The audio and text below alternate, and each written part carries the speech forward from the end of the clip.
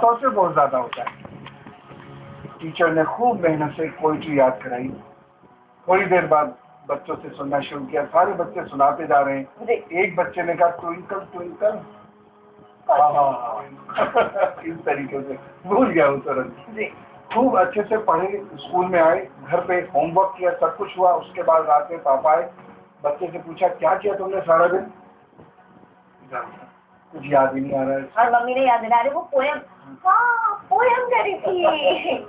तो इस तरीके से। अच्छा, उसके बाद क्या होता है, ये तो होता है। उसके बाद में स्पेलिंग्स भूल जाते हैं बड़े बड़े बच्चे। छोटी सी स्पेलिंग, वन की स्पेलिंग, सन की स्पेलिंग और टू की स्पेलिंग, टाउ लिख देंगे। तो इस तरीके से बहुत होता है कि हम छोटी छोटी चीजें भूलते हैं, खास तौर से बच्चों में। बड़ों में भी आदत होती है, लेकिन हम विषय को सीमित बच्चों तक करते हैं। तो बहुत सारे बच्चे स्पेलिंग्स भूल जाते हैं। थोड़ी देर पहले क्या बात हुई थी, किसका नाम लिया गया था, क्या चीज उन्होंने देखी थी, किस रंग की वो चीज थी, ये एकदम से भूल जाते हैं।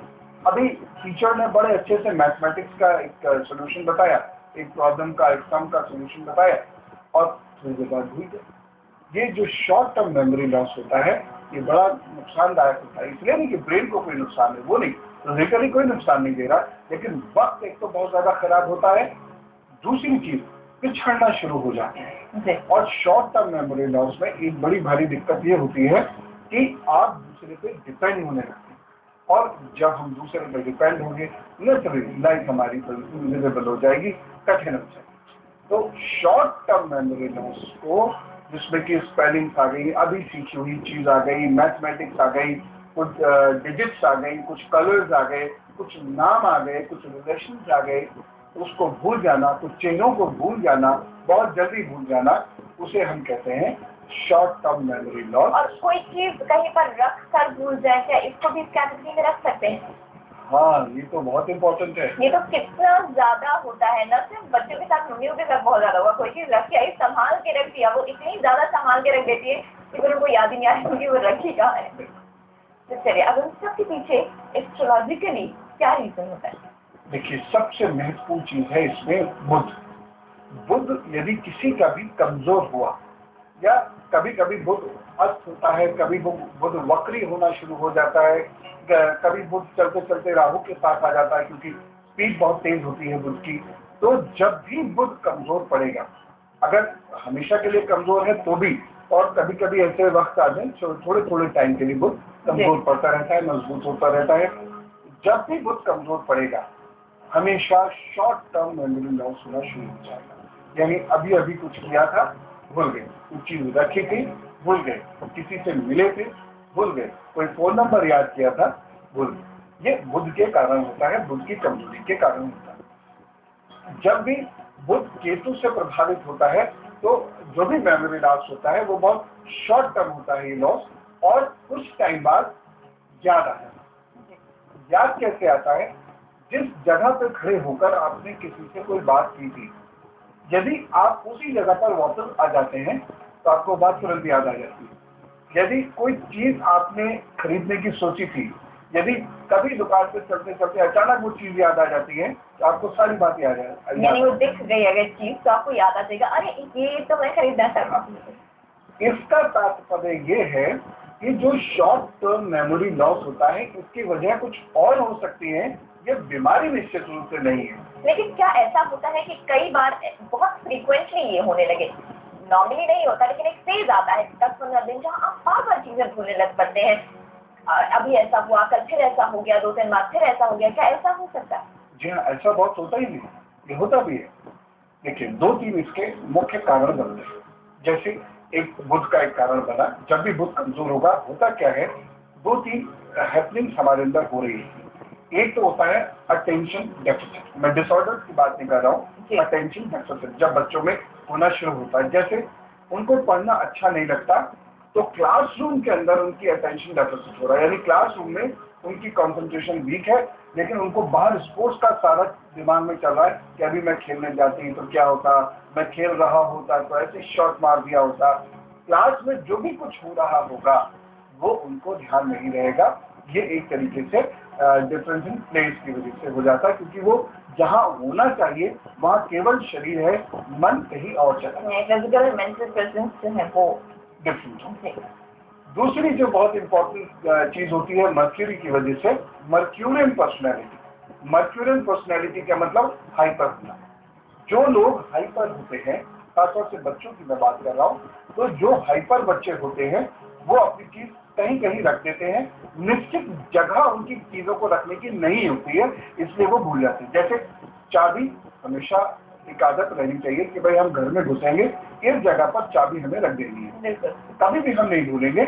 ऑटोमेटिकली एक हमारे ब्रेन का एक ऑटोमेशन सिस्टम होता है, वहीं जाएंगे चाबी ढूंढने। अब हमने चाबी फ्रिज के ऊपर रख दी, हम भूल जाएंगे। बच्चों के साथ ये बहुत जल्दी हो गया, चाबी फ्रिज पे रखी है, वो भूल गए। अच्छा, एक चीज है बड़ी इंटरेस्टिंग, बच्चा अपनी टॉफी कहीं भी रखता है तो निकाल के ले आता है, लेकिन पेन रख देगा तो जरूर भूल जाएगा। इसका मतलब क्या है कि उसको कोई ब्रेन का डिसऑर्डर नहीं है, उसका इंटरेस्ट वहां ना होकर कहीं और है। टॉफी में इंटरेस्ट है, चॉकलेट में इंटरेस्ट है, वो सीधा जाएगा उसी जगह से चुपचाप निकाल के लाएगा जब मम्मी ने चॉकलेट छुपा के रखी हुई होगी या उसने रख दी होगी। तो ये जो चीजें हैं ये मर्क्यूरी की वजह से है। एक और कैटेगरी होती है, जब हमारा चंद्रमा केतु से प्रभावित होगा या बुध को केतु प्रभावित कर रहा होगा, तो ये एक अजीबोगरीब पर्सनैलिटी देता है। अगर बहुत पॉजिटिव केतु है तो एक गजब की इंट्यूशन फैकल्टी होती है और ऐसे लोग बहुत हाई लेवल पर पहुंचते हैं, ब्रेन के बहुत हाई लेवल पर पहुंच जाते हैं। अन्यथा क्या होता है, एंजाइटी डेवलप होती है, और जिस व्यक्ति में या जिस बच्चे में एंजाइटी होगी वो एकदम चीजों को भूलेगा, out of curiosity, out of anxiety. जैसे आप आराम से 3-4 चीजें हैं आपकी इधर उधर रखी हुई है, और आपको पता है वहां से लेके हमको नीचे उतरना है। नीचे पापा गाड़ी में इंतजार कर, अब पापा ने देखा 7:30 हो गए और ये नहीं आया और मुझे ऑफिस निकलना है, मैं देर हो जाऊंगा। अब पापा हॉर्न पे हॉर्न बजाए जा रहे हैं, या नीचे खड़े छाते क्यों नहीं, जल्दी उतर के।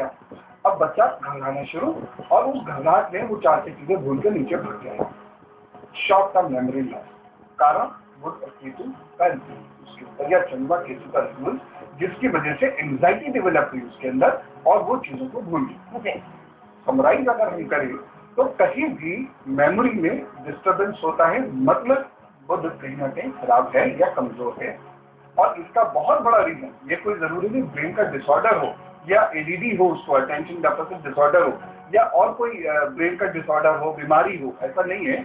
लेकिन उसका रूटीन इस तरीके का होगा कि या तो वो बहुत हाइपर है, या उसके अंदर एंजाइटी बहुत ज्यादा है, या उसका इंटरेस्ट कहीं और है, और या वो चीजों को समराइज नहीं कर पा रहा है किसी भी कारण से, इस वजह से शॉर्ट टर्म मेमोरी लॉस उसमें होता है। चलिए भाई, होता क्यों है ये हमने जान लिया, चिंता की बात नहीं है ये भी जान लिया है। एक तो पहली चीज जो समझ में आ रही है, ऐसे में बच्चे को बहुत ज्यादा ऑर्गेनाइज रखने की जरूरत है। इसके अलावा और बुद्धि के लिए क्या उपाय करने की जरूरत? सबसे महत्वपूर्ण चीज तो आपने कही दी, ऑर्गेनाइजेशन, पर्सनैलिटी का ऑर्गेनाइजेशन।